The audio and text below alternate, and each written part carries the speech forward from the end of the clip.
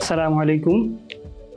আমি doctor Shahnewaz Naim, BDS pass করেছি Rangpur medical college dental unit থেকে।